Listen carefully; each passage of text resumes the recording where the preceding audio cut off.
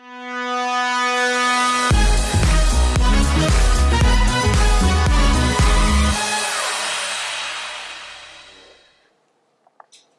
guys, ketemu lagi di video ketiga bersama Bro Andri. Dan kita tetap lanjutin diskusi tentang investasi. Semoga lo bisa nyimak video ini sampai akhir. Bro Andri, sekarang kan udah tahun 2023 nih. Ya. Yang namanya isu resesi mulai dari tahun lalu tuh heboh. Sekarang nih yang dinanti-nanti. Bakal resesi atau enggak, kita tunggu pembuktiannya kan. Biarkan pasar yang membuktikan. Ya. Nah, walaupun resesi kan ada istilahnya pada saat yang namanya ada kesulitan, pasti selalu ada kesempatan. Nah, gimana prospek pasar pada tahun 2023 ini? Simak guys. Baik, sekarang saya tanya dulu nih ke Bro Erik nih, percaya resesi nggak tahun ini? Percaya nggak percaya sih? Percaya nggak percaya? Iya.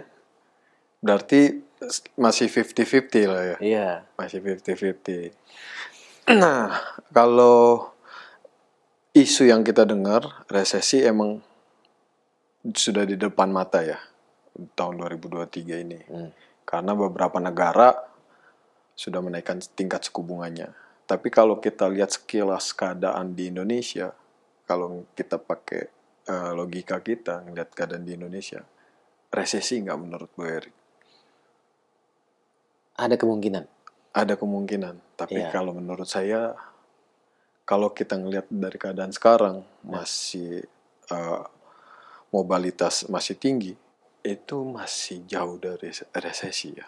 Kenapa? Kita lihat pertumbuhan ekonomi juga sekarang meningkat. Indonesia itu cukup bagus.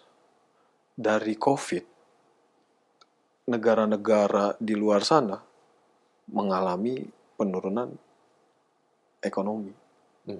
Tapi di Indonesia hanya sekali atau dua kali mengalami penurunan ekonomi dalam 2 kuartal. Tapi selebihnya bertumbuh. Berarti kan tingkat konsumtif kita kan meningkat. Nah, kita ngeliat sekarang keadaan di ini masih banyak kok mobilitas di Indonesia itu masih masyarakat masih melakukan tingkat pembelian yang cukup banyak gitu dibandingkan waktu 98. Kalau kita lihat ya keadaan ekonomi kita 98 itu emang udah mengalami penurunan cukup dalam ya, seperti itu Bro Erik. Jadi kita jangan terprovokasi akan isu-isu yang ada. Biasanya isu-isu itu dibuat untuk menarik perhatian investor supaya ada satu pihak yang mengalami keuntungan. Seperti itu. Satu pihak untung berarti ada pihak yang rugi dong.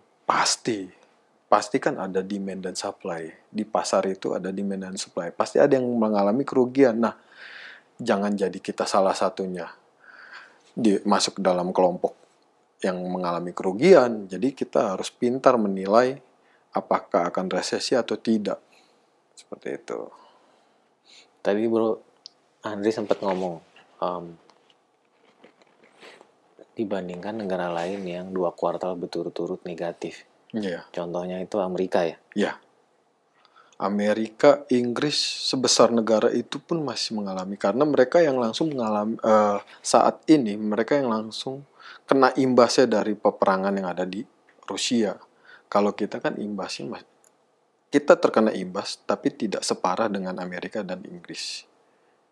Gitu. Nah, jadi guys, yang namanya perang Ukraina-Rusia itu tetap negara kayak kita ya, kena dampaknya. Contohnya mulai dari sisi BBM ya. Ya, BBM. Terus makanan juga ya. Makanan juga. Yang berbau-bau import kita kena. Yang impornya datangnya dari Rusia. Dari Rusia dan negara-negara lainnya. Jadi bukan berarti kita ini pasti akan aman-aman aja kan? Tidak berarti kita aman-aman aja, tapi kita ada baiknya untuk menjaga. Makanya kita diversifikasi segala bentuk investasi kita. Supaya kita, saya tidak bisa bilang 2023 ini akan resesi benar-benar akan resesi, tapi saya juga tidak bisa bilang 2023 ini tidak resesi. Kita ngelihat keadaan aja nanti, bagaimana pertumbuhan ekonomi Indonesia membaik atau memburuk. Tapi tahun 2022 kan kita melihat pertumbuhan ekonomi Indonesia itu mengalami peningkatan hingga ke level 5%. Sedangkan negara-negara lain seperti Inggris dan Amerika mengalami penurunan. Jadi bisa dibilang ekonomi Indonesia saat ini mengalami perbaikan. Tapi nanti kita lihat apakah ada satu indikasi yang membuat buruk keadaan ekonomi kita. Seperti itu. Jadi sebagus-bagusnya situasi sekarang ada kemungkinan buruk. Ada kemungkinan bisa jatuh. Ada kemungkinan. Jangan terlalu kepedean lah gitu. Ya. Nah,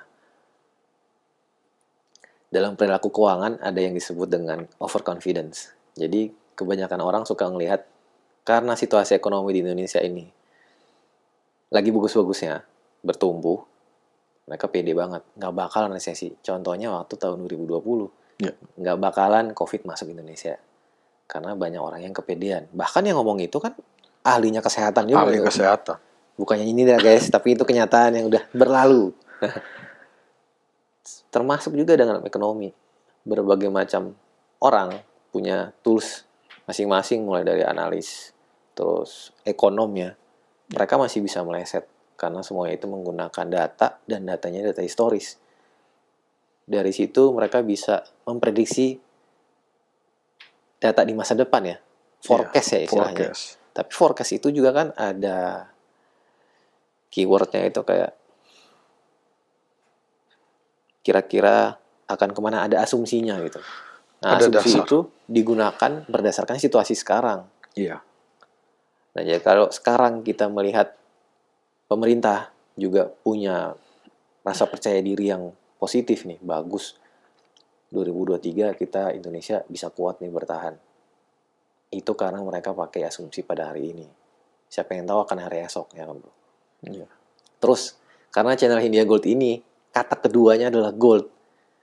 Menurut Bro Andri gimana? Kalau orang yang udah biasa pegang emas, investasi emas doang, atau mungkin setengah-setengah nih, 50-50 emas dan saham, mereka sebaiknya gimana nih?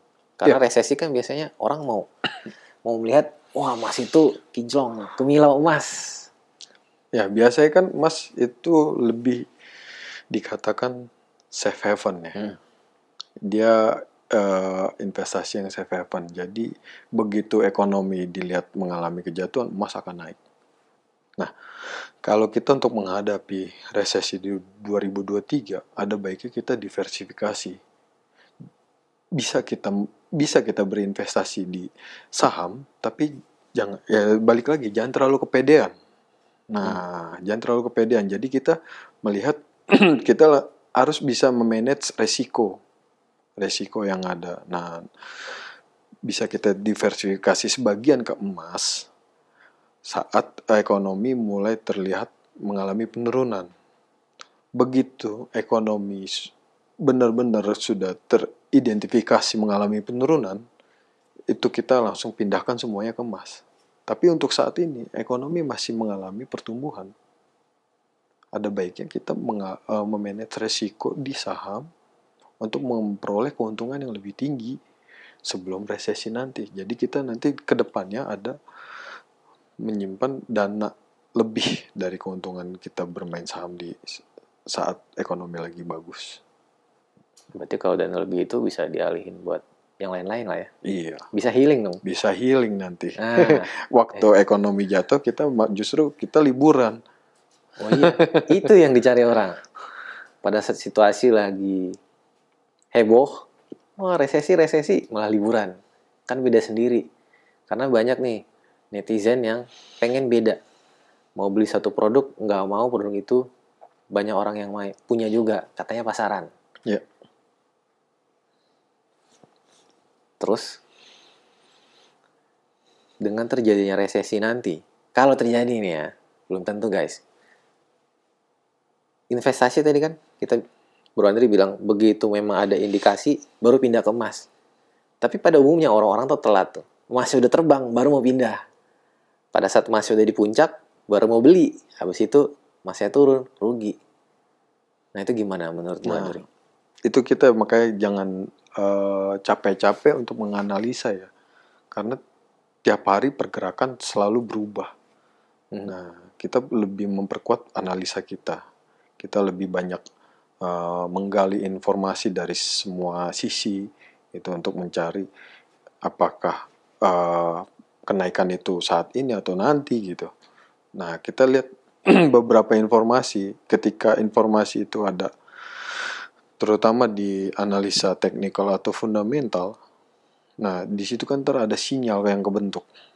Sinyal yang kebentuk mengindikasikan bahwa ini akan mengalami penurunan. Nah, kita gali lagi gitu. Semua sekarang bergantung pada informasi nanti yang kita dapat. Gitu. Jadi guys, seperti yang Bro Andri bilang, tunggu sinyalnya. Tapi menurut gue lebih bagus daripada kita nunggu sinyal, menunggu situasi, tapi akhirnya ketinggalan momentum. Lalu kalau ikut belakangan, akhirnya rugi. Mendingan bangun kebiasaan investasi dan nabung yang reguler dari penghasilan bulanan. Jadi pada saat situasi lagi positif, lagi bagus, lagi jelek, tetap terus non-stop. Selama kita punya penghasilan yang tetap untuk diinvest dan ditabung di situ. Itu kan lebih baik ya bro? Iya, itu lagi balik lagi kita harus diversifikasi investasi kita. Jadi jangan kita masukin dalam satu keranjang. Jadi ada sebagian yang kita investasi di yang reguler seperti tadi kata Bro Erik gitu. Nah, ada juga kita jangan sampai ketinggalan momentum saat saham lagi naik. Gitu kan. Nah, momentum dan diversifikasi. Momentum dan diversifikasi ini bisa jadi pembicaraan kita di video selanjutnya. Kali ini video kita hanya sampai di sini dulu ya guys. Semoga video ini bermanfaat. Subscribe, like, dan komen. Share. Dan follow Instagramnya Erik Marlisa dan India Gold. bye-bye guys.